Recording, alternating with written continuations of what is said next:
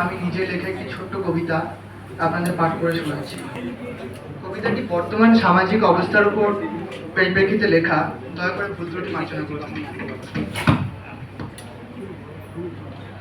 বিবেকটাকে বস্তায় বেঁধে, বিবেকটাকে বস্তায় বেঁধে শ্বাসরোধ করে আটকে রাখুন। সত্য ঘটনা সহজ সত্য জানার পরেও আটকে রাখুন।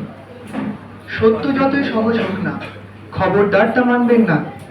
জানি সরকার যুক্ত আছে, তবুও সেটা বলবেন না। ব্যস্ত আছেন ঘরের ভেতর, বাইরে বেরিয়ে লাভটা কি? এসব কি আর নতুন নাকি? চলছে চলুক, আমার কি? আমি সরকারি চাকরি করি, অনেক কিছু মানতে হয়। আমি সাধারণ, অতি সাধারণ, একটু ভয় পেয়ে চলতে হয়। আমি বাবা ঘরের বউ, অত কিছু আমি বুঝি না। মানছি ওরা দোষ করেছে, আমি রহস্য খুঁজি না।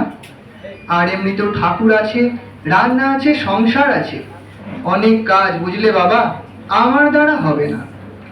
দেখ বাবা, আমার অফিস আছে, বাজার আছে, দোকান আছে। সারাদিন পরে বাড়ি ফিরে শরীরে তো ক্লান্তিও আছে। তোর অনেক বেশি বার বেড়েছে, নিজের কাজে মন দে। পৃথিবী ঘুরতেই থাকবে, নিজের চরকায় তেল দে। এই যে ছেলে, তোমাকে বলছি, খুব তো মিছিল করছো। তোমরা বাচ্চা, কিছুই বোঝো না। এই পৃথিবীটা কতদিনই বা দেখেছো? শোনো বাবা, বয়স হয়েছে, পেনশনটাই সম্বল। আমরা তো বুড়ো বুড়ি, আমরা কি আর সবল?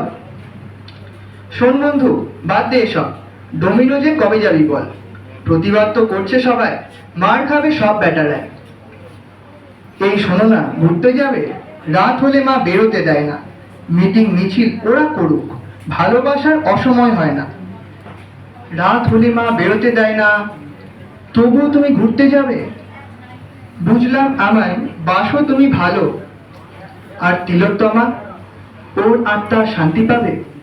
নমস্কার।